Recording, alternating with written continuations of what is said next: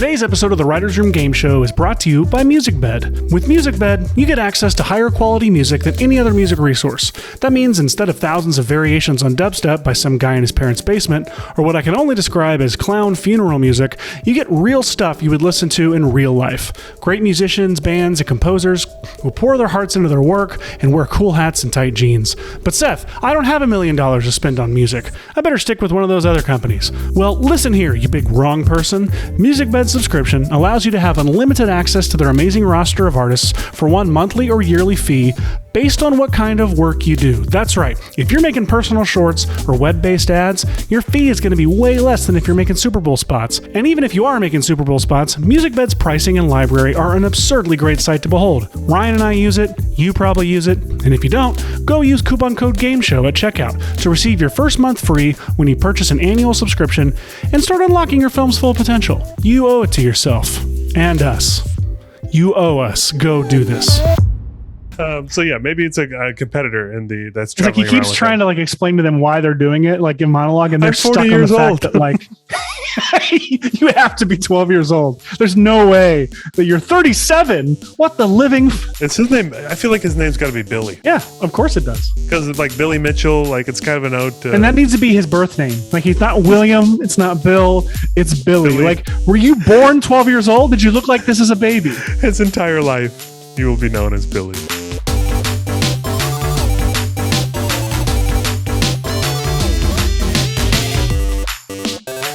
Hey everyone, I'm Ryan. And this guy is Seth. It's me. This guy. This guy. It's Seth. This guy. And welcome back to the Writers' Room Game Show. It's the podcast where every week we generate an original feature film script for an entire screenplay. Damn it. In 1 hour, we're going to write a screenplay. I was trying to go off script and see if I memorized it. And you said the word script. We're going to go off script this time. Welcome back to the Writers' Room Game Show, a podcast where each week we generate an off script. Damn it.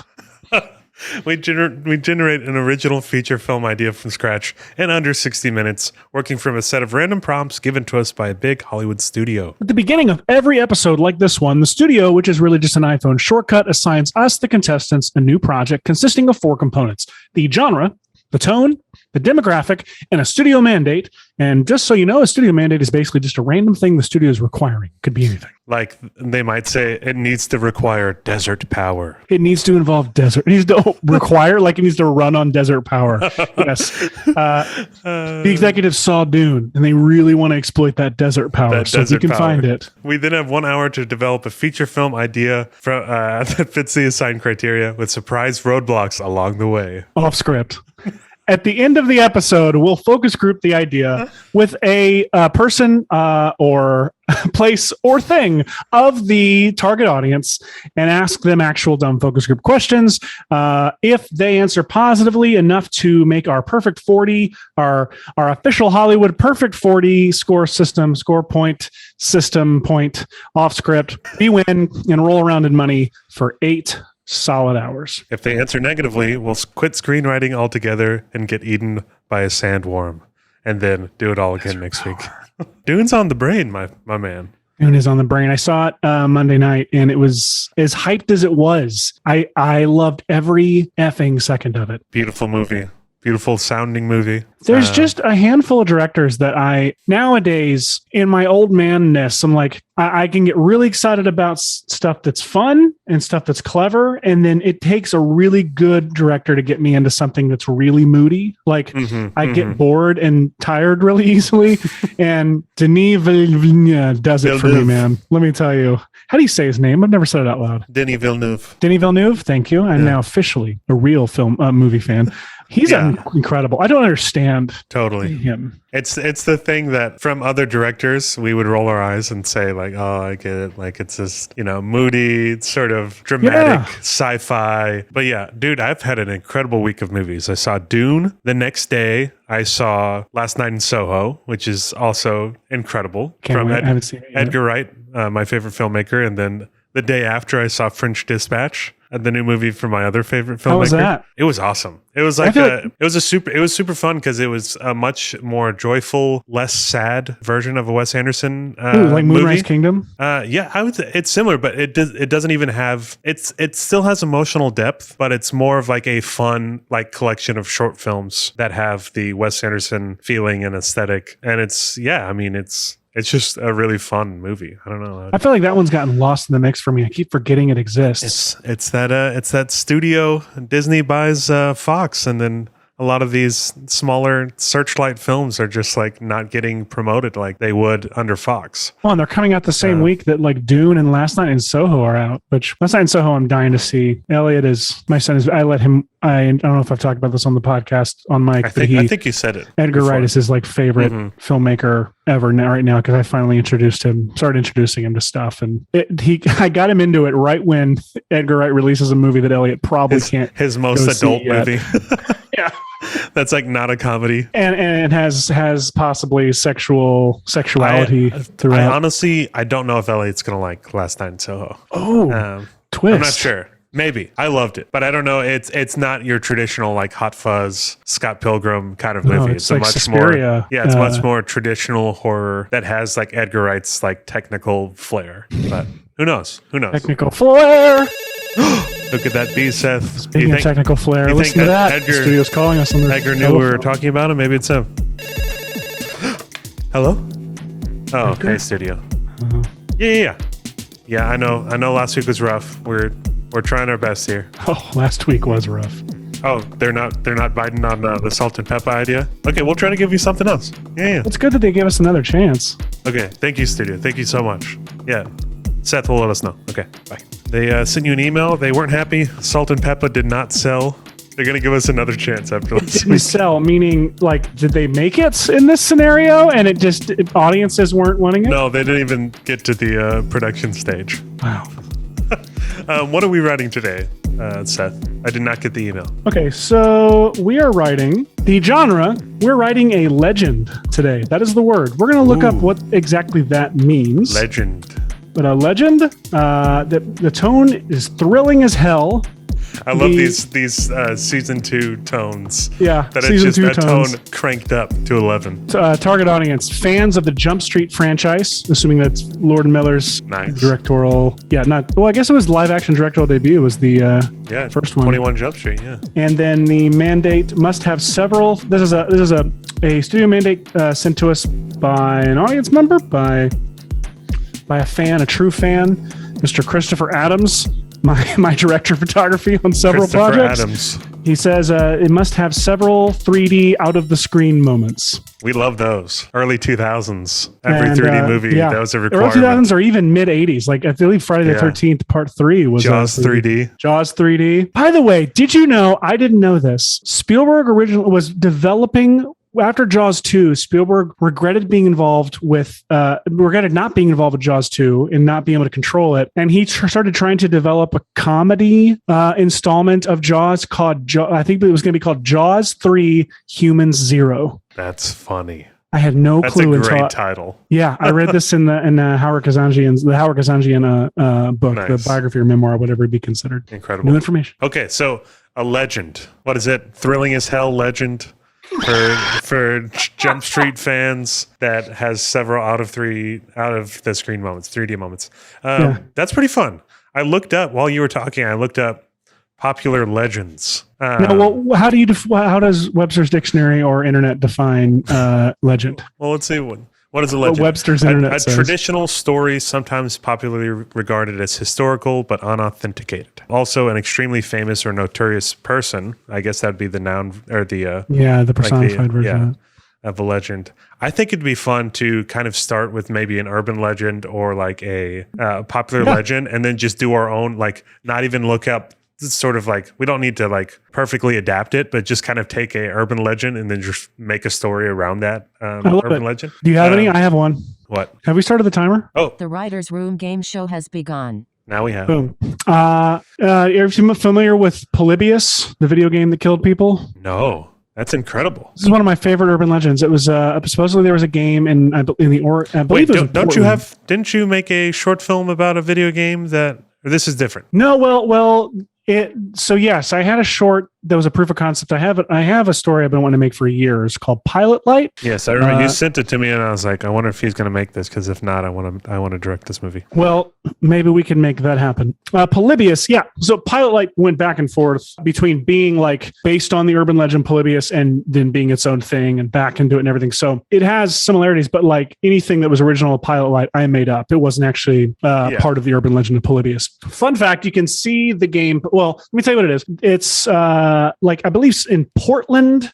If not, it was somewhere in Oregon, Pacific Northwest, America. I just keep pulling back away from the earth. Supposedly there was this arcade game that was popping up and causing kids and anybody who played it to have epileptic fits or seizures, in some cases die, according to the urban legend. And it was a game called Polybius. A lot of people said it was a lot like Tempest, where it had like flashing graphics and was like a similar gameplay to Tempest. I believe its actual origins are in like a message board, as all these things, these kind of digital urban legends, like creepypasta things are. I may have just completely misused that term. But anyway, you can actually see a Polybius arcade cabinet in Loki. In the nice. Love what's that. the underworld area called? In like the what do they call it? I forget. But but with all the different Lokis in there, it's in that bowling alley. Nice. Love that. I love the idea of taking a sort of I love the sort of 80s, 90s era. I love the idea of maybe taking a legend from that era and basing our story there, or even sort of adapting it or taking something similar and writing a story around it. Even if it was taking a arcade machine that was killing people from like seizures and stuff and adding some sort of sci-fi or sort of horror, elements to that, where it's, obviously a very natural phenomenon for flashing lights and stuff like that to be killing people, where this is like, if it was, is there anything about Polybius where it's like conspiracy theories where they're like, yes, this video game isn't behind it, it's like a secret government organization that was using this to mind control children or something like that. Gameplay supposedly produced intense psychoactive and addictive effects in the player. These few publicly staged arcade machines were said to have been visited periodically by Men in Black for the purpose of data mining the machines and analyzing the effects. Allegedly, I'm imagining Will Smith and Tommy Lee Jones visiting. Oh my God, we're just doing the 21. Oh my God, we're just doing the 21 Jump Street Men in Black crossover movie. Yes, which was rumored for a while there, and I was so bummed wasn't real. Allegedly, all these Polybius arcade machines disappeared from the arcade market. Now, it was a fictitious 1981 arcade game. So I think what's important is, if this is a legend, the story is a legend. It's not just based on an urban legend. It is like legend. Oh, it was never made. The cabinet was never made. Huh? They never made the cabinet? No. Oh, interesting. No, this was never real. So an exact origin is unclear. Some anecdotal accounts claim, I'm now just going to read the Wikipedia, claim that the legend originated on Usenet in 1994 or earlier through offline word of mouth. Earliest confirmed record of the legend is an entry for the title added to arcade game resource coinop.org on February 6, 2000. The Coinop lists the pages originating in 1998. Entry mentions Polybius and a copyright date of 1981, though no such copyright has ever been registered. Author of the entry claims in the description to be in possession of a ROM image of the game, yada, yada, yada. Okay, what if we've dug into Polybius for a few minutes now, 5 minutes now? What if we just, let's say Polybius is the legend, and what if 1981 is when it's set. Yeah, what if our story is about, I don't want to say a group of kids in the 80s because it's been done a lot, but what if it's about a group or a person who discovers this game and like they go to their local arcade or something and the game is in the back and there's something, them digging into this conspiracy, and we kind of go with like a sort of horror comedy sort of route, like 21 Jump Street, where instead of like action comedy, we do more like, I guess it would still have action in it, but like horror comedy with sort of a government. I like the idea of this, like scientists or government creating this video game to create like like almost like mind control and like brainwash like kids. There's something really fun about that to me. Oh, that is fun because you can bring your action in if those players are ever quote unquote activated or accidentally activated or something. If there's like a sound or something that actually turns on, the activated super soldier or something. And yes, and it could be like even I know it's just the tone of the vibe of Jump Street, but the whole thing is with those movies. At least the first one, it's these drugs are going around the school, and these guys are going to high school to find out who's selling all of these high schoolers the drugs, and like sort of okay, yeah. Then we have if it was like that, except with people are being brain controlled by this video game, so they're trying to investigate and figure out yeah, they're undercover. How do you in arcade in like 1980s arcade culture, like how do you do, fellow kids? Yes, exactly. Yeah, that's fun. So they're Men in Black essentially going undercover as I don't want to completely not Men in Black, because those are the bad guys. Yes, totally. But I mean, if they're I love this idea. So let me tell you what idea I had while you were talking, and let's see if they fit together. If not, I want to go with yours. I love me a good I love it. Let's do it. I'm just kidding. Halloween or Terminator. Terminator, the first Terminator. We watched it recently. Have I talked about it on podcast? No, but it's so good. It's so good. It's a freaking horror movie. It's very very much. It feels like Carpenter's first Halloween, and then it's like this one evil like force that is like walking around. And in Terminator's case, it's like there's one clear goal of the antagonist, and they are just coming for that like goal the entire time, and you're just running from it.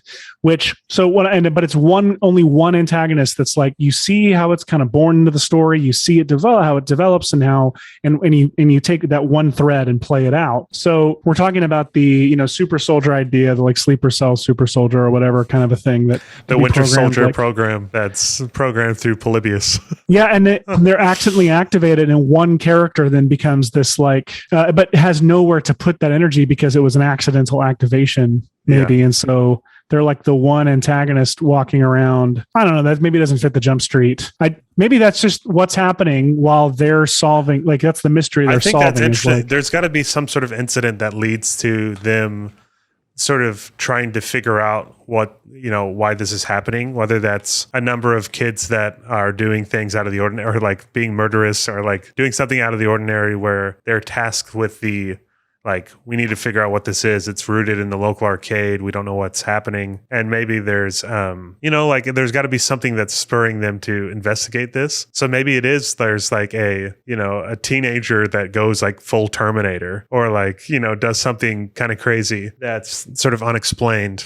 I'm trying to think of exampple here. Or keeps going full Terminator, but doesn't remember it or know it because they're doing it like in their sleep. Yes. Malignant. And oh no. Time to cut out the cancer.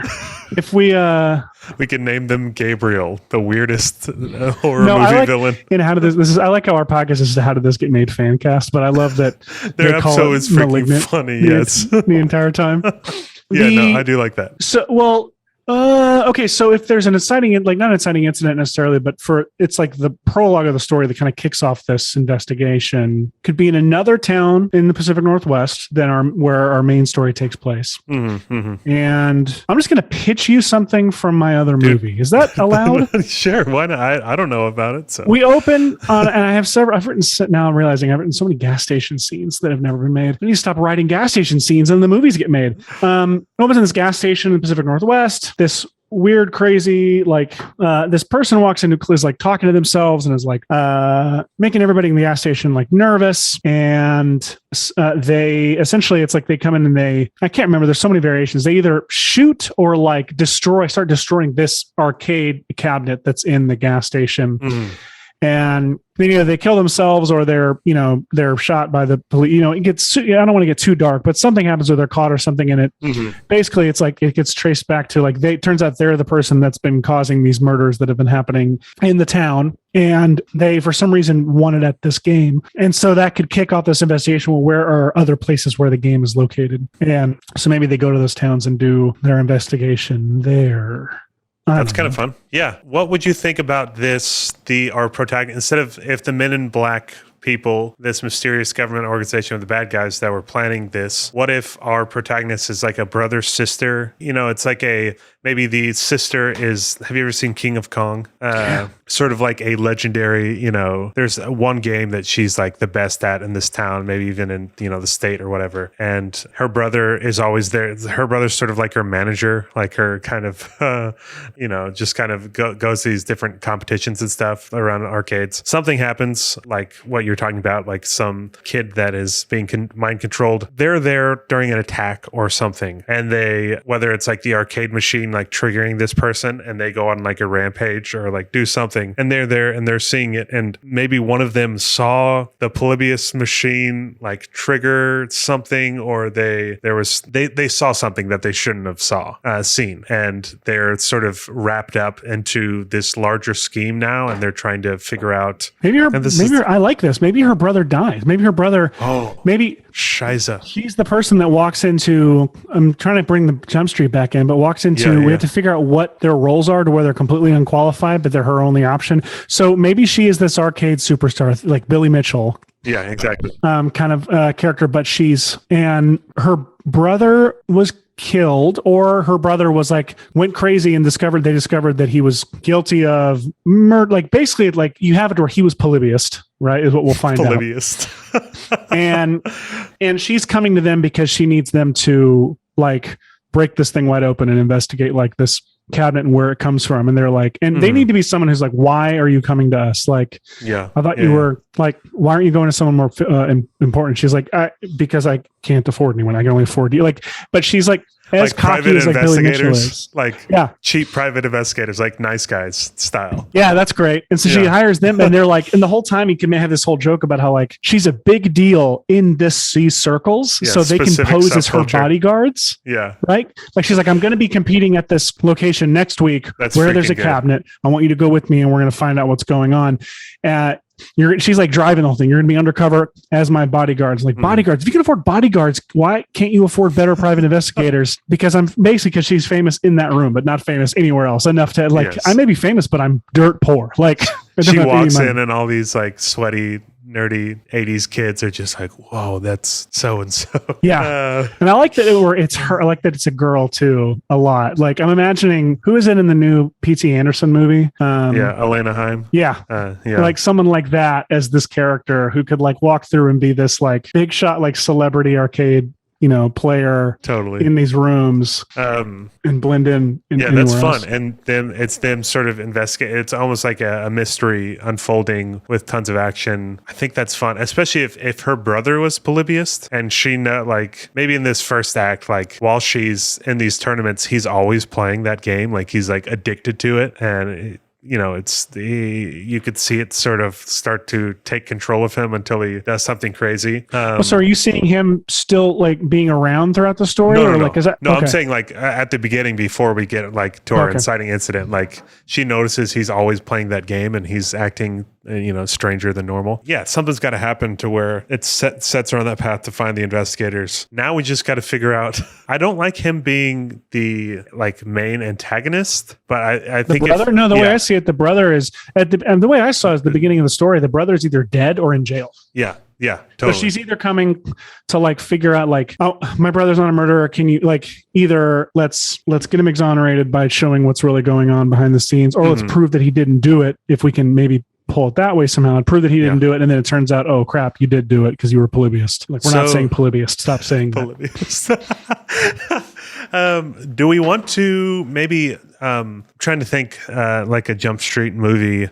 We're basically with our, what are their names? I'll just say Jonah Hill and Guy and Dude. We're basically with them the whole movie, and then like at the police station, and we're not like seeing an antagonist sort of like develop their master plan, because they're figuring everything out as they go. They're figuring everything out. So I'm thinking the comedy here is them having to pose as, I'm just going to use the term broadly, nerds. Like, yes. So they should be like two guys who think they are like, before this investigation, they're like private investigators that no one takes seriously, and maybe they think they're cooler than they are.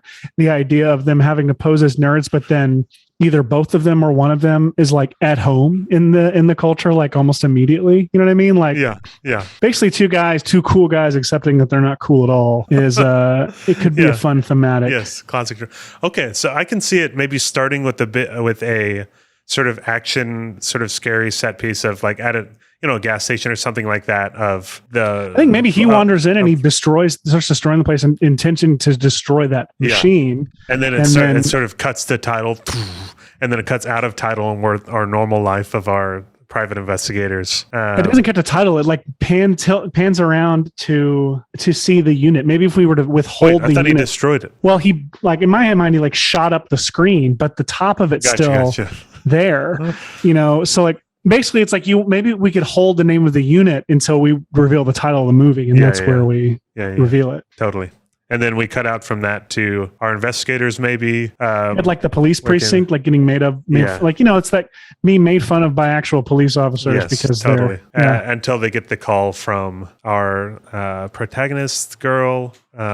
She shows up at an office or whatever.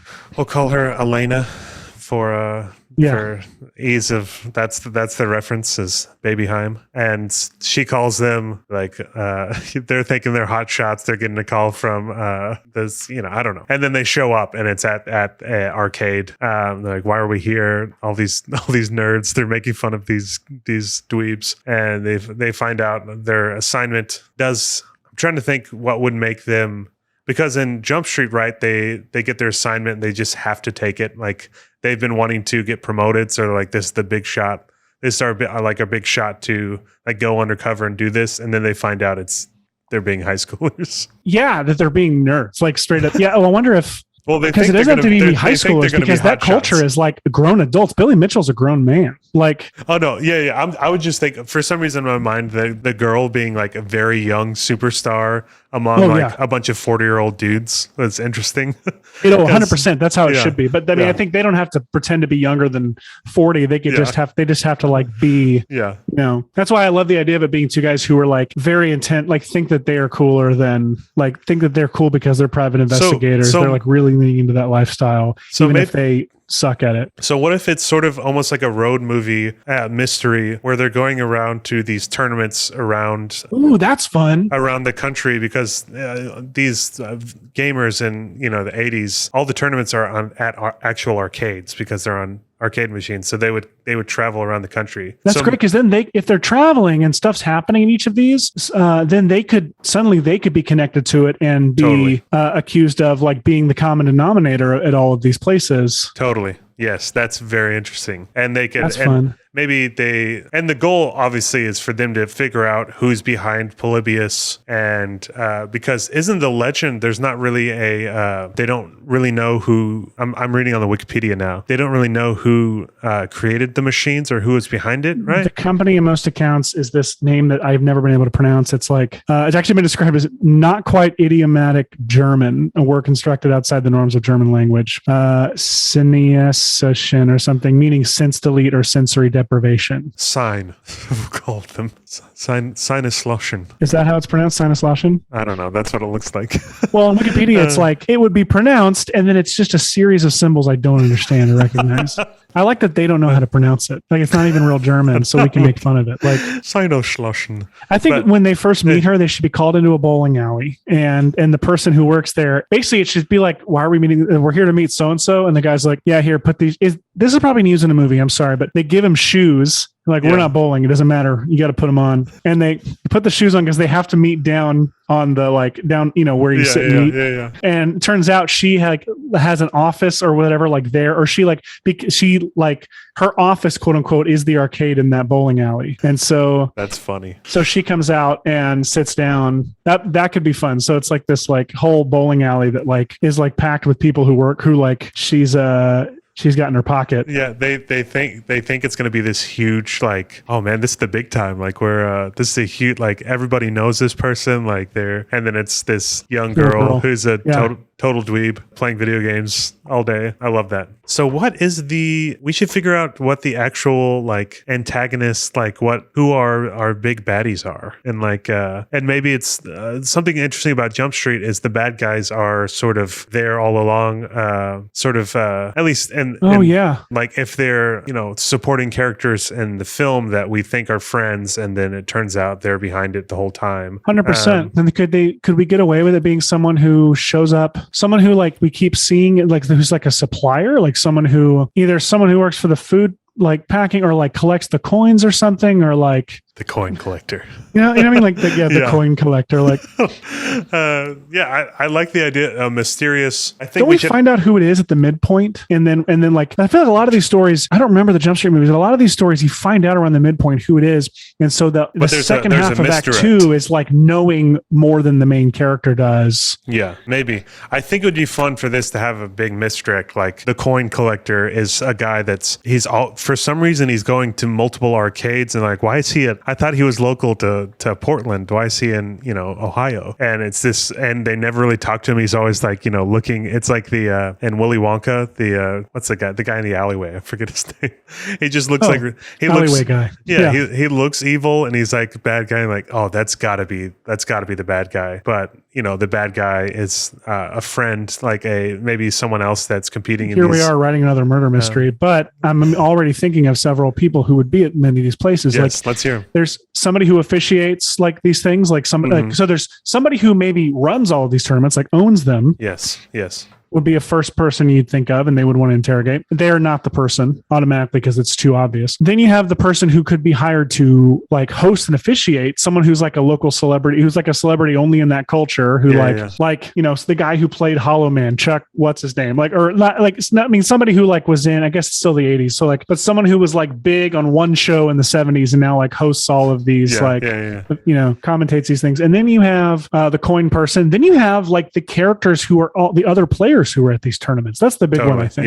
Is that maybe there's another player who's undercover. I think that's fun. If we find out that it's someone who's undercover and we don't know who it is, and it could be one of these players that we've come to really get along with and like. Also, one of our main characters, one of the PIs should get pretty far in the tournaments, like should get fully into. Absolutely. The guy who's like, who thinks he's the coolest, and he's like, played football in high school, and he's, really into really masculine, manly stuff. He builds his own truck and all this stuff. And he's like, I'm really good at this. I've never been good at anything. You don't have to be good at football to be popular. You just have to get on the team, and then you're like, it's high school football, in whatever podunk town. I'm making this up. I don't know nothing about the culture, but you're like, it's like the idea that he like, or maybe since then hasn't felt like he's ever been good at anything, even, especially being a private investigator. And so this is something he's actually good at, which makes it more rewarding when he solves the case at the end as well. Totally love that. Okay, so and I think that's awesome. I think if we maybe let's say how much time do we have? It's a joust tournament. We have 17 minutes left. Okay.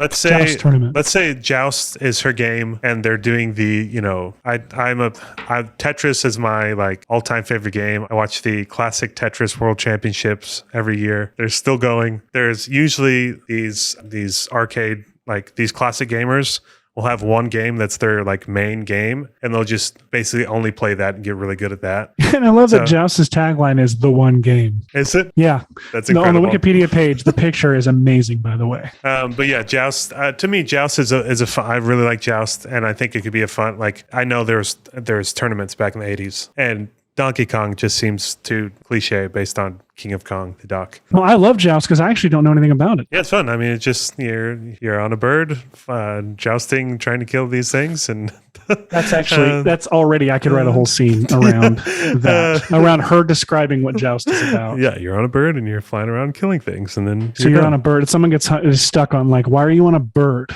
Like, why did they used to like joust on birds back then? No, birds like it was a long time ago. Birds could have been bigger. No, when they were bigger, they were dinosaurs. I'm so good at dialogue, guys. You're witnessing right now. I actually think it was an ostrich. Now that I think it's a very large bird. Ostriches are still birds. Yeah, we're writing the dialogue right now as we talk.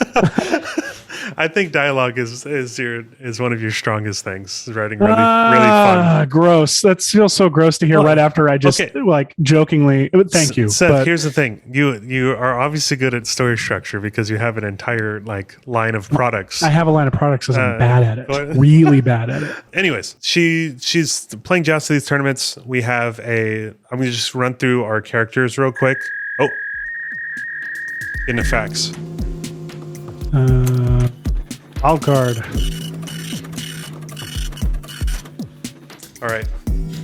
I got the wild card from our studio. Pretty late in the game too. It's not looking good, Seth. They are saying that we only have 5 more minutes left to write our film. How much are we losing then? We are losing, well, it's at 14 minutes now, so we're losing about 9 minutes. I mean, not too panicked by that. Okay. Because I feel like this is a fun pitch. It's pretty fun so far. We still don't quite have, we know there's a bad organization behind it. We sort of have our characters, but we don't have sort of what's the reasoning for them to, what's the reason these people are going crazy? Part of like the government, like the Men in Black or we don't have to, the fun part about. They're trying to assassinate specific people and controlling. Controlling normal people. Yes. And they're testing this stuff out. Yes. Oh, it's just like a brainwashing technology that they're like, let's test it on these arcade machines, see if it controls them enough for us to tell them exactly what to do. And we don't ever have to see the organization they came from. Like it could we leave it open for sequels by implying like, basically he's like any connections he has to it is like cut off, when he dies or something, they keep, it's a cold trail. It's a rogue nation, if you will. And a rogue nation. What we do is it should be a kid who's always at their, like a kid they really like, that's, always there. It's like, and it'd be great if it's actually an adult who looks convincingly like a kid. And so when we're, the big reveal that it's him or her, it's this whole, like, there can be this whole conversation calling back to an earlier conversation at the beginning of the movie about like the reason they not posing as kids is because they can't make themselves look like kids. So how in the world did you do this? So this is what I look like. Like, this is what you look like as a grown adult. Like, this is just what you wake up with. Like, this is what I look like. Yeah. Like, this is what I look like. And they look like a 13-year-old, child. Incredible. That'll work. Hey, it works. I think that works. What else do we need? Okay. So we sort of have. Can I interrupt an idea of yours when I said that? I'm sorry. No, I was just listing characters. Okay. So right now I have Elena, which is our young video game player, one of our protagonists. Her brother Clint is what I've named him. Dead or in jail. He's the one at the first scene. He's under mind control. We see him, whatever. Detective Johnson and Detective Valdez. Does that work for you? Works for me. Then we need a character to be played. And then I listed some like coin collector, tournament organizer, competitor. Maybe maybe one of these guys are the main sort of government representative, or like the person behind the, they're sort of a pawn in the government organization, but they're the ones who came up with the idea of putting an arcade machine to test it or something. It can unleash like maybe sequel opportunities if it's like he's not, I'm just a pawn in the game. No, 100%. 22 Jump Street. I put a picture in Craft that is in the notes document that's of Eddie Deason from War Games. That is definitely going on the screen in our video version right here. This character right here. I need a character. Eddie Deason's too old to play this role, but I need someone of Eddie Deason. Like, in fact, there actually is an actor from AP Bio that could easily fill in. I forget his name. That could fill in for. He's definitely the tournament organizer. Definitely. Which I think that would be a good one to be the bad guy, especially if he's the whole time he's very friendly and he's like sort of. You don't want it to be a kid? Okay, that's exactly what you just said, huh? No, a kid. That's great. This is what I look like. So yeah, maybe it's a competitor in that's like he keeps trying to like explain to them why they're doing it, like in monologue, and they're stuck on the fact that like you have to be 12 years old. There's no way that you're 37. What the living? It's his name. I feel like his name's got to be Billy. Yeah, of course it does. Because it's like Billy Mitchell. Like it's kind of an ode to. And that needs to be his birth name. Like he's not William. It's not Bill. It's Billy. Like, were you born 12 years old? Did you look like this as a baby? His entire life, he will be known as Billy. This is one of those ideas that I feel is not going to come through in the pitch because there's so many small things that we're going to forget. And we don't really have like a 3-act kind of thing, but I feel like we have the gist of the idea. The people that are being controlled, maybe just we have literally 30 seconds left. Maybe some set pieces in the middle where the people being controlled we have a big action. We have a different attack at each location. Yeah, we maybe have a big arcade action sequence. We have maybe a chase sequence around. I don't know. It's like I feel like just your quintessential action movie, set pieces throughout this, where it's like he has our detectives versus like a Terminator, basically. And we talked about him being like climbing up the ranks and getting really into the tournament. Yeah. And then what if like while he's playing like a very pivotal like moment, he has to choose between and it's actually a hard decision between like playing out the game and like winning or saving his friend and or helping him chase down. Like it's like you have what they came for happening, playing out there. Yeah, he's been invited to the tournament to like play as a competitor, and he's like, "Wait, really?" Like he's been practicing this whole time. This is one chance to. Oh, and they should be like, "Dude, don't you understand?" Like when they think that it's the guy the guy that's running it. That's like the lead. He's arguing that that's his lead. He's like, why else do you think you would be pulled into the tournament? He's like, sweet dog. And he's like, because I'm good at this. And then it can turn out that he actually is good at it, but it could easily be like. Well, and then at the end, he chooses to save his friends, but he uses a technique that he learned in joust. Like it's jousting in real life. Where he has like a literal like a big stick or something to joust with, and he has to use that to take out Billy at the end, and it's like a recreation of joust in real life. That's excellent. I love that. We are time to pitch your movie. Unfortunately out of time. We have 9 minutes left, but I'm letting Mr. rules Sturm, are rules. So I'm letting our focus group in. I found the perfect fan of the Jump Street trilogy. This is someone I know who is a big fan. Let's do it.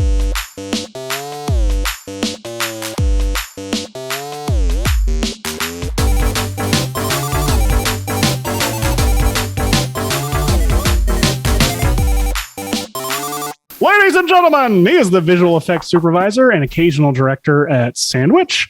He is also the co-host of the Defocused podcast, which we've talked about on the show. And he is a longtime listener, several times caller of 1-866 HEY-WRGS. It makes us sound like a radio station. Stop talking about us. Talk about Dan. Please welcome Dan Sturm, the biggest fan of the Jump Street trilogy that I could think of in time for this podcast. You are a huge, big fan of those movies, though, right? I am indeed. I think they somehow managed to create some of the best comedy action films in the past decade or two. And a sequel that actually lives up to the hype and improves upon the first in all of the ways that you would like it to. And it implies a sea of other sequels in the end title sequence, I believe, right? Was it that one? Of course, yeah. That is a fantastic end title sequence. I think there's like 40 movies in there or something, and I would watch all of them. And it created one of the best memes of the decade with, my name is Jeff. Yes.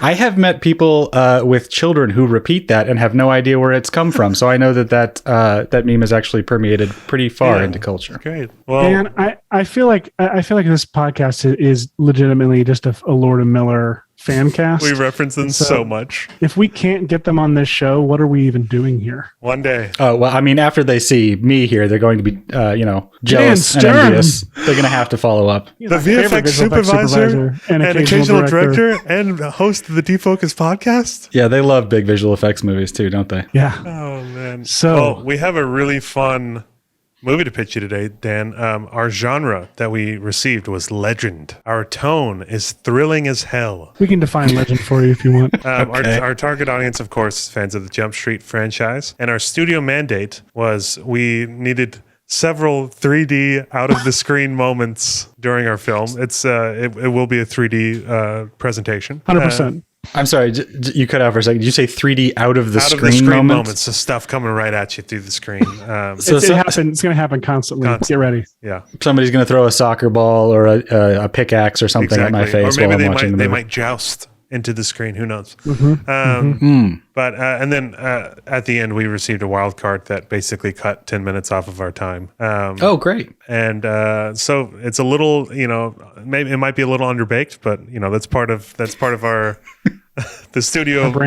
It's what the studio requires. So our film, which I'm gonna just say now, Seth, is called what's the name of the game? Polybius. Polybius is the name of our film. By the way, real quick, just to define, you flinched when we said legend or made a face. Webster's dictionary defines legend as an old story that is widely believed but cannot be proved to be true. So that's what we're telling today. Okay, gotcha. And sure, a little fairy tale-ish. And I'll just give you a little history of the legend that we actually chose. We chose an urban legend called Polybius, and it's basically a fictitious 1981 arcade game. Unproven. Unproven. Some people believe that it's real, but it was an arcade game in 1981 that some people believed sort of made the people, kids who played it, sort of get really addictive. It had this sort of active effect on kids, almost like mind control. And so we kind of took the basic idea of Polybius and that urban legend and wrote a story around it. You guys hear music? Sounds like there's going to be a congressional inquiry after this episode. Well, our goal is always to try and instigate one every episode. National panic, things like that. Did you guys hear some background music just now? No. I realized I stopped my timer, but it went again, and it's the Spider-Man animated theme song. And I was like, what am I hearing? I just assume that's always playing in your office. Like, there's something playing. Okay, anyways, Polybius. So our story starts in 1981 outside of Portland, Oregon. We find ourselves at a gas station in the middle of the night. It's a quiet night. The person who owns the gas station is there. Suddenly, a car comes out of nowhere, kind of crashes into the, thrilling as hell, a car crashes right into the side of the convenience store. And a Thrilled person as hell. and a person glass shatters and comes towards the screen in 3D.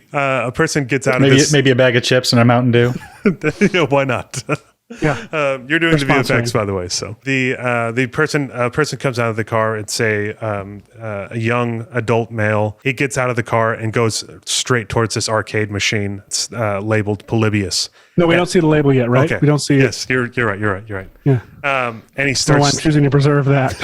And he starts just like beating the hell out of this arcade machine, breaking the glass, sort of breaking it down.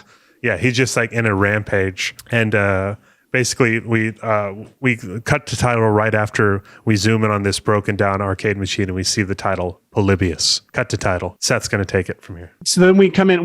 We are now in a police precinct in another part of the Pacific Northwest. So we were just in Oregon. Were we in Portland, or were we just somewhere in outside Oregon? of Portland? In like Eugene, we'll say. So now we're in, let's just say Washington, just to make it mix it up a little bit. Spokane. Perfect. We're at a police precinct. Essentially, we meet these two private investigators that are not cops, and they are mocked by the cops. Like, they're there actually on business, like trying to get information. But these guys are like too cool for the room cops, and they clearly are like Johnson and Valdez. They clearly, that's who they are, and they are. It's clear that they're insecure in that, like, in how defensive they are, how they wear sunglasses indoors, and they claim.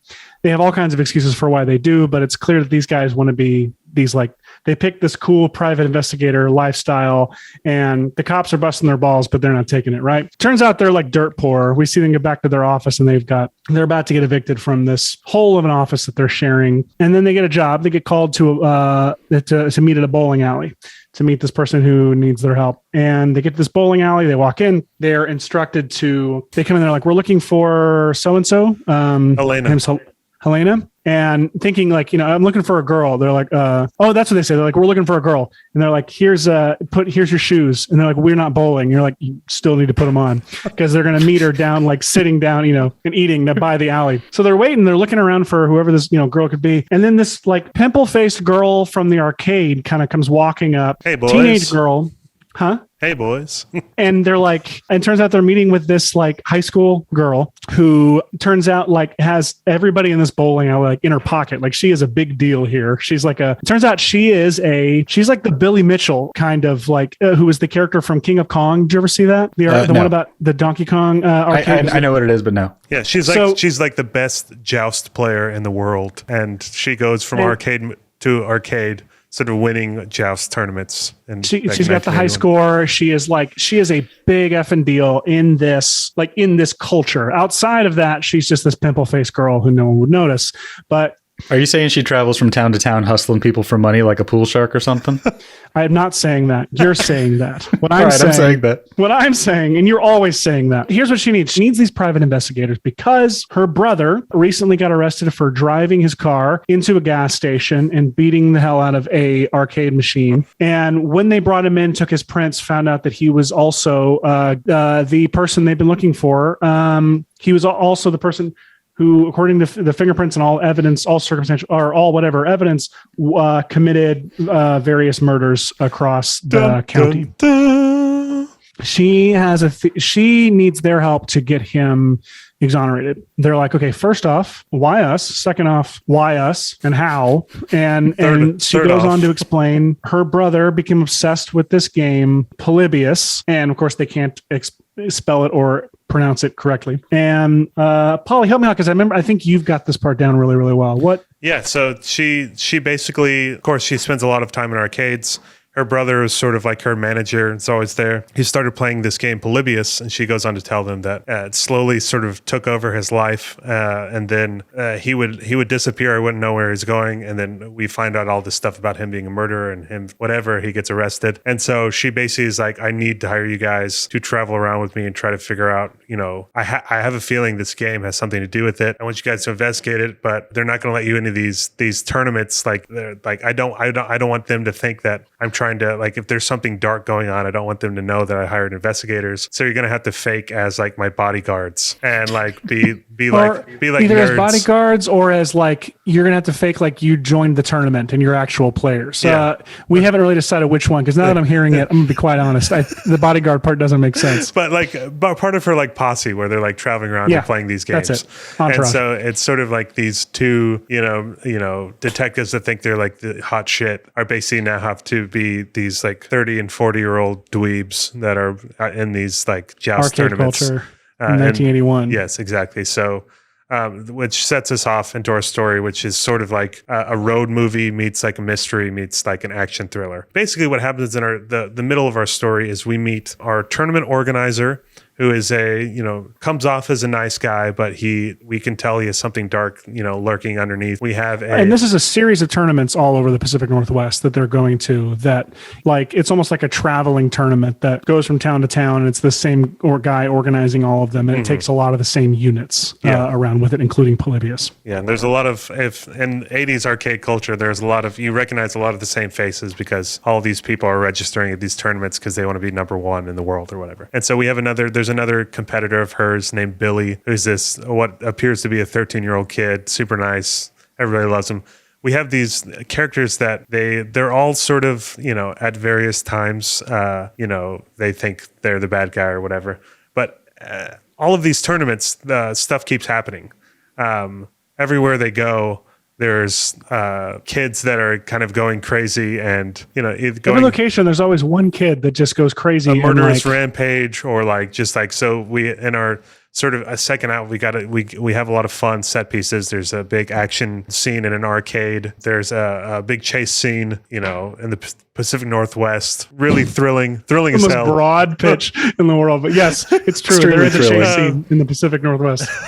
But and basically it's them trying to figure out what is causing this to happen, who is behind it, which leads us to the ending of our film, which Seth, I'm going to let you take. Well, I also want to quick fill in some of the character dynamics that are going on here, and that you have these two guys who were like, puffy chested, like, hot shot, private eyes, like trying to put up this like great front, but are essentially like failing in all regards of their career. They get into this culture and it takes a little bit for them to like they get dragged into it kind of kicking and screaming, but they need the money. But very quickly, like, these are delightful people. And one of the guys actually ends up being really good at one of these games and like actually starts working his way up the ranks in the tournament. At a certain point, he says like, I haven't been good at anything since like high school football. Like since then, there's nothing I've been good at. It's nice to feel good at something again. And then of course, I hop on these ostriches and fly around and I feel like I'm actually doing something worthwhile. Like, hang on, ostriches? Like, yeah, it's the way joust works. You get on an ostrich and you fly around and joust. Like, why ostriches? They used to they used to joust on ostriches back in the day. It's like there's tons of this kind of fantastic banter that you can expect from the film. And it's really thrilling. from award-winning writers Ryan Polly and Seth Worley. They come to believe that this game is actually like they hear all the conspiracies about it, and they start to like hone in and believe that like somebody is undercover at these things that is installing this game on purpose and trying to like create these like sleeper cell kind of like these like sleeper assassins. They're trying to assassinate a particular person. Think of it like a Winter Soldier program, but through this arcade machine.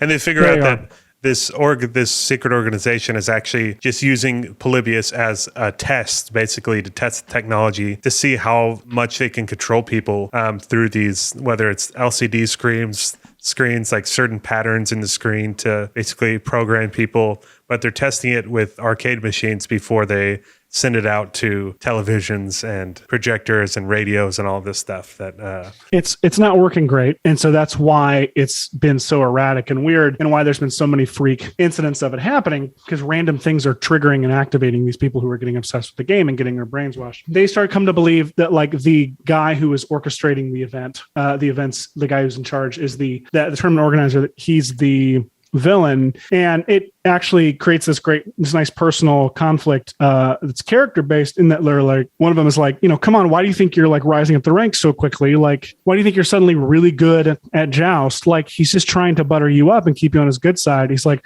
no, it's because I'm really good at this. Like why are you wanting to shit all over that? Ultimately, it turns out it's their friend Billy, who is a recurring player at all of these events, who is by all accounts, a 13-year-old boy. And I should mention, he's got braces. At the beginning of this story, he's got pimples and at the beginning of this, like her original idea was to, before she met them in person, was to have them pose as like, other kids in this arcade, like her age, but they're clearly these like older guys. And they tried it real quick and was like, this isn't going to work. This is like, how do you do fellow kids, right? And even though it's 1981, there's no reference to that. And so when they discover that this plays kid the Billy, tournament organizer. What? That Steve Buscemi plays the tournament organizer. Oh my God, I'd love that. Actually love that idea. They find out that Billy is actually a 37-year-old man. Like 37, like, hang on. How did you do this? How did you make yourself look so convincing? It's like, this is what I look like. Like, okay. And then, so he's trying to wax poetic and explain like why they're doing what they're doing, and explain like he's trying to monologue his whole his whole plan and the secret organization he works for. And they keep coming back to the fact that he's 37 and how he looks like he's 13. And and then they come to learn that his name really is Billy, and it's not William or Bill. It was like he was born Billy. Like, so were you born a 12-year-old boy? Like, have you always been this, and will you always be that? And so he just gets pissed. And anyways, this monologue leads into our final kind of showdown. We've got a really thrilling showdown outside the final arcade. And the big moment at the end is our Detective Valdez, who had fallen in love with video games. He basically, in some form or another, he has to make the choice to continue the tournament and try to win the tournament, play a game of joust, or go save his friends. He chooses to save his friends, but he's like on a motorcycle, right? And he grabs like a big like staff or something, some sort of thing, and he actually jousts Billy off of like a car or something at the end. Or he does it from an ostrich, and he's like, this actually was a lot. Or he tries to do it from an ostrich and just a literal hurts the ostrich. Like, this isn't going to work at all. But he uses a skill he learned in the video game in real life to save his friends. And of course, the joust is coming right at the screen in 3D. And our film ends. Billy is arrested, but as he's going to jail, he says, like, I was just a pawn in the game. The arcades were only the start. And they're like, you haven't even, and we're creating sequel opportunities for more. The arcades are all put on the truck, but we imply it's like a toy company on the side of the truck that drives off. And it's some company that we've seen the logo everywhere in the film. So we kind of imply this greater mythology of this toy company. Yeah, because we need sequel opportunities, because we need to see Detective Johnson and Detective Valdez take on their next. And it becomes kind of like an evil Acme corporation, essentially, that has all of these scientific tests they do through various toys and stuff, and there's all kinds of possibilities. It's like the Conjuring universe, where you get like a movie with the nun and the movie with the doll, and this is like all the various toys that belong to this like evil Acme type company that has a German name that isn't a real German word and no one can pronounce correctly. And that Schlossen is Polybius. That is Polybius. It's Polybius. Polybius 1. Incredible. Polybius Part 1. It'll say at the beginning, like, dude. Part 1, but not in the marketing. So we have some questions for you, Dan. Yeah, well, before I have several questions myself, but you give us your feedback before we ask you the rating questions. First of all, I love it. Let's just get that out of the way. I don't know if you're familiar with the Phoenix area, but we actually hold an ostrich festival every year where people race ostriches. So you had me. Oh my God. We're definitely going to Arizona for the final showdown because that's the only way that there's an ostrich festival alongside. They're not allowed anywhere else. You ever seen an ostrich pull a chariot with a person on the back? No. Did you just write that line for us? This is the best, dude, because joust, literally you're like on top of like ostriches jousting people. Like that is going to be a great final showdown because that's the only way that we can have joust in real life is for an ostrich festival. Anyways. Yes. So my question, I think, is the brother being framed for all the murders. Is that because the game is changing him? And he really murdered those people. So we left that part out. Sorry. What it's doing is it's like brainwashing you as you play it. And then a certain sound or image will like activate you and like you will be just in this like dream state and go and like murder somebody and not have any memory of it. And him destroying the game is him sort of trying to come like it's almost like he's like half brainwashed, half not, and he's just going crazy. He's like, I got to destroy this game to like save my sanity and stuff. But then he thinks if he beats up Zoltar, it'll make him tiny again. That's it. Perfect. 100% it. Ryan's never seen Big, but I get still haven't seen Big. Come on. Hey, this Christmas I'm watching it. Okay. You've scheduled it. Good. It's on your books. It's great. And this Christmas I'm watching every other movie that exists. Gremlins. Yes. Damn it. Well, you know. I've seen Gremlins. Trust me. But have you seen it again? My next question, I think, is just what is the goal of the brainwashing experiment? You got a little bit of... So this secret government organization, which we don't have a name for yet, let's just call it the Polybius organization. Steinenschlossen. / toy company. Yes, exactly. They want to have this technology, this brainwash technology, to basically take out people, use it for assassination, your classic big business. Like the Kingsman sequence where they're testing it in the church or whatever. Sure. Oh, that's it. That's great. Totally. But in this case, it's like they'd be able to program them to target a specific person. The idea is they could program a specific person or code, and then they could activate it from a person to go do it, and that person would have no memory understanding why they did it, it'd be untraceable. And they don't have a good grasp of the technology yet, but they're like, we know it's through screens. Let's test it on this arcade machine. It's controlled. We can travel around to these different arcades. And this toy company, like the stuff they're making, they're not a toy company. They obviously, it's like the company in sneakers, but they're making experimental weapons technology. And so like, all the other like toys, the toys is how they like test it. But like consumer products they make are how they test their random weapons on the public. They're new experimental weapons technology, or NEWT. And it has to be in an arcade cabinet because the technology is just too large to fit into a television screen, so they wouldn't test it through a very For right now, yes. 100%. Okay, I'm with you there. Gotcha. Yeah, that's what we talked about before you came on. And as they're driving away, are you actually going to do like an Ark of the Covenant scene where they put the arcade cabinet in a big warehouse, or is that just in my imagination? Not a warehouse. I like it going in the truck and the truck driving off like past them as they go the other direction. Like a Contagion kind of thing, like it's spreading out into the world. Okay. All right. Yeah, we talked about that too. Yeah, Contagion. I still don't know the name of the thing or how to pronounce it. Polybius. Polybius. Polybius. Actually, a real urban legend, and you can listen to the episode and hear me talk about it. But okay. How much of the episode did you spend Googling urban legends? We talked very little. We did, yeah. First 5 minutes was Polybius catch up, and then we're like, let's just do Polybius because we talked Polybius about it. Polybius was the very first one I thought of, and we threw it out there. And you knew Polybius before the show started? Yes. Yeah, you can hear in the episode I talk about how like I have a property that I've written or that I've like been trying to make for years that is a video game related thing, and it becomes Polybius and then goes back to being an original thing and then is Polybius, like back and forth all the time. Okay, I look forward to listening to that. All right. Yeah.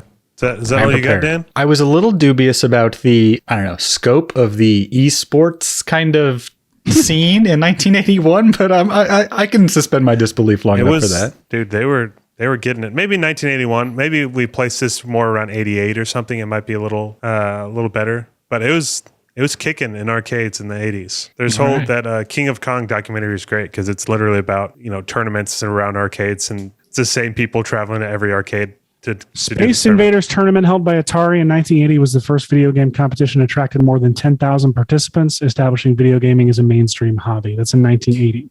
Wow. So the way I see it, I'm wrong. 10,000 is almost like, that's maybe exact. I'm bad with numbers, but either exactly the amount or even more than what I was thinking was appearing at the tournament. Joust definitely wouldn't have come out in 81. So maybe we changed that, but I think it was 82. Yeah, 82. Okay, well, let's put it. Oh, it's new. It's brand new at the tournament. There you go. And it's the one game. Okay. because we need the ostrich farm, the ostrich fair, or whatever it Absolutely. is. Okay, so we have a few questions for you, Dan. You're a listener of the show, so you know what you're about to hear. But from 1 to 10, how likely are you to see this movie? Now, I know there was clarification in one of the previous episodes. Does this include theater or home streaming or both? This is theatrical, baby. It's 1981. Well, it's not 1981 when it's coming out. Yeah, we're in a time machine. We're traveling back. No. Well, in the event that it is Stop 1981, time traveling, Polly. if there's no internet for me to waste time with at home and I don't have a computer to like keep me here for This is work, present day. This is present day. Present day. present day going to a theater, that's a little difficult these days. Okay, but just streaming.